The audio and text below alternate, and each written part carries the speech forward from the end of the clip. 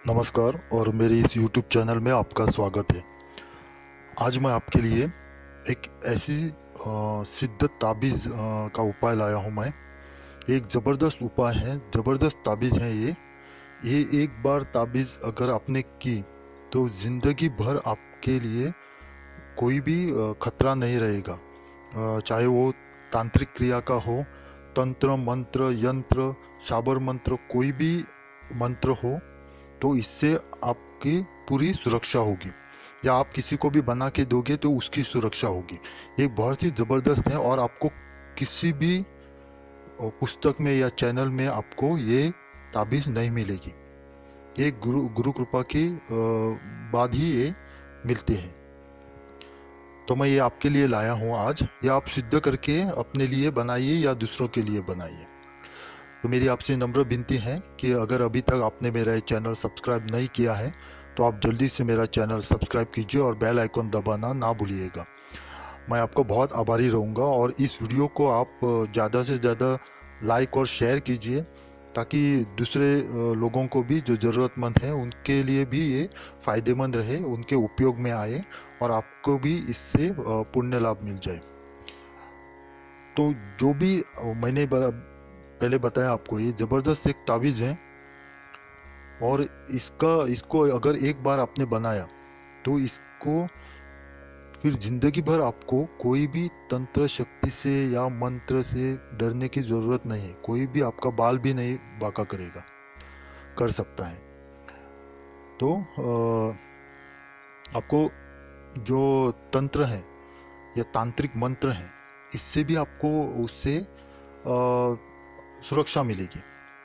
और ये इसके लिए आपको तीन चीज़ें चाहिए, सिर्फ तीन चीज़ें चाहिए और एक मंत्र से उसको अभिमंत्रित करना है। ज़्यादा बड़ी विधि नहीं है पर ये बहुत ही पावरफुल है, शक्तिशाली है ये। तो ये जो तीन चीज़ें हैं उसमें आपको अपामार्ग, जो अपामार्ग रहता है, आप उसको चिड़चिड़ा भी बोलते हैं। तो जो अपामार्ग है उसकी आपको जड़ चाहिए। और सहदेवी, सहदेवी जो रहती है एक वनस्पति है, तो उसकी भी आपको एक जड़ चाहिए। तीसरा जो है वो है मोर, मोर का पंख। तो मोर का पंख जो एक लंबा रहता है और आगे आंख की तरह एक होता है, रंगीन रहता है। तो वो पूरा नहीं चाहिए, उसमें से एक तिनका जैसा रहता है, बहुत से तिनके तिनके बन के एक मोर पंख बनता है। तो एक लंबा सा तिनका निकालिए आप। और वो तिनका कहाँ का होना चाहिए? ऊपर का, जो आंख जैसी बनती है बाद में, तो वो वहां का आप एक तिनका निकालिए। तो ये तीन चीजें आपको चाहिए। तो अप्पा मार्ग और सहदेई, ये आप किसी भी शुभ मुहूर्त में आप उनको निकाल के लाइए। उसको आप डायरेक्ट जाके निकाल सकते हैं उसको। अब जो लाने के लिए आप विनती करते हो, वैसे करने की विधि जरूरत नहीं है। अगर आप वैसे करते हो तो कोई बात नहीं, पर नहीं है तो आप डायरेक्ट जाके निकाल सकते हैं। पर शुभ मुहूर्त में आपको ये निकालना है, ये याद रखिए, शुभ मुहूर्त में आपको निकालना है। तो ये सदी की जो जड़ या अपमार्ग की जड़ लाओगे तो आपको बीच वाली टुकड़ा, छोटा सा बीच वाला 1 इंच लंबा आपको टुकड़ा निकालना है, दोनों का। तो ज्यादा ऊपर वाला भी नहीं, ज्यादा नीचे जो छोटे छोटे रहते हैं जो धागे जैसे आकार के इतने छोटे रहते हैं, उतना भी नहीं चाहिए। एक आपने जो पेन रहता है, हमारा बॉल पेन रहता है, उसके जो अंदर की जो रिफिल रहती है, तो रिफिल का जो साइज का रहता है उतने साइज का आप वो निकालिए टुकड़ा। ज़्यादा बड़ा भी नहीं, क्योंकि वो बड़े हो जाएगी। जो ताबीज़ हम बनाएंगे वो बहुत बड़ी हो जाएगी, बाद में आपको गले में भी डालने के लिए वो तकलीफ हो जाएगी। इसलिए छोटा सा 1 इंच लंबा वाला और जो तिनके जैसा आकार का या बॉल पेन की जो रिफिल रहती है, उसके साइज का आपको वो निकालना है, 1 इंच लंबा। तो सहदेई और अपा मार्ग, ये दो हो गए आपके। तीसरा मोर पंख हो गया आपका। तो ये तीनों आपको चाहिए। तो मैंने जैसे पहले बताया कि जो ये सदैई है, मैं पूरी जानकारी देता हूँ ये क्यों तीनों चाहिए आपको।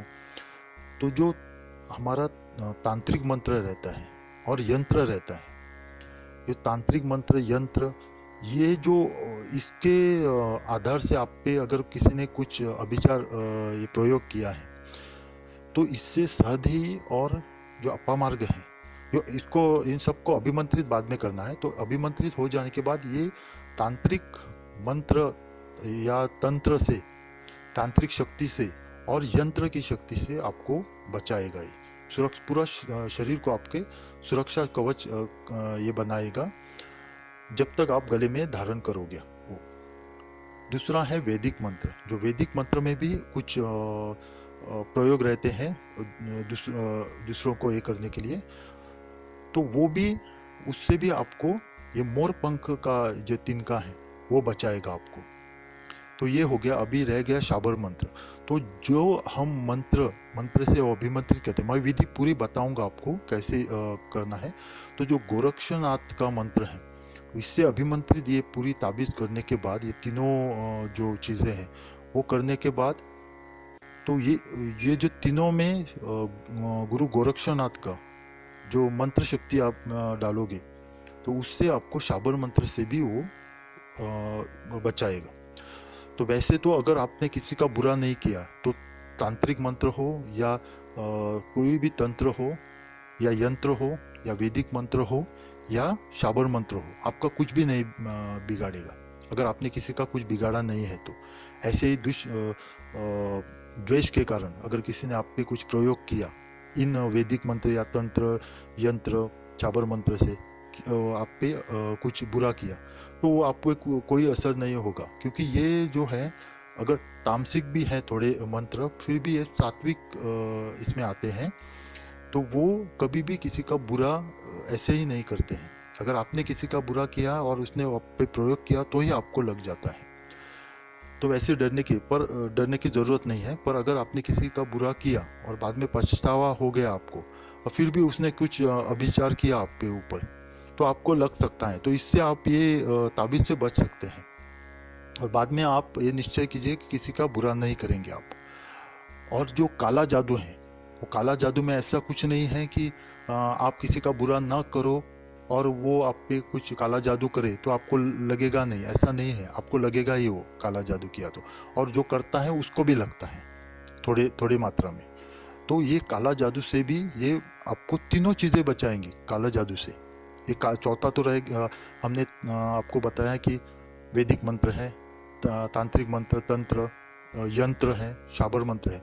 इनसे ये चीजें बचाएंगे आपको सिद्ध करने के बाद। पर वैसे भी अगर आप बिना अभिमंत्रित किए अगर अपामार्ग की जड़ आप डालोगे गले में या सदेही की, तो ये काले जादू से भी आपको बचाएगी। तो ये काला जादू तो कुछ भी नहीं है इनके सामने। तो ये आपको करना क्या है, मैं विधि बताता हूँ अभी आपको मैं। तो ये तीनों चीजें आप लाओगे, तो उनको आपको अपने दाई या राइट, इसके मुट्ठी में आपको पकड़ना है। और भगवान के सामने बैठ के आपको भगवान को दिया दिखाइए, गणेश जी की पहले पूजा कीजिए। घर मंदिर की पूजा करने के बाद आप बैठिए। आसन कोई भी चलेगा, उन्हीं आसन, अगर काला रहेगा तो बहुत अच्छा है। आगे बाजोट रखिए। बाजोट पे आपको एक दिया जलाना है देसी घी का, और अगरबत्ती रखनी है। बाद में आपको मुट्ठी में वो तीनों चीजें, अपामार्ग की जड़, सदेही की जड़ और जो मोर पंख का एक तिनका निकाला है, वो आपको मुट्ठी में पकड़ के, बाहर नहीं दिखना चाहिए, मुट्ठी में पकड़ के आपको गोरक्षनाथ जी का ये मंत्र आपको जाप करना है 108 बार। ये भी आप शुभ मुहूर्त में कीजिए। अगर आप ब्रह्म मुहूर्त में करते हैं तो वो शुभ ही रहता है, ब्रह्म मुहूर्त में कर सकते हैं आप। नहीं तो आप बाद में करते हैं तो आपको शुभ मुहूर्त देखना पड़ेगा, कोई भी शुभ मुहूर्त चलेगा।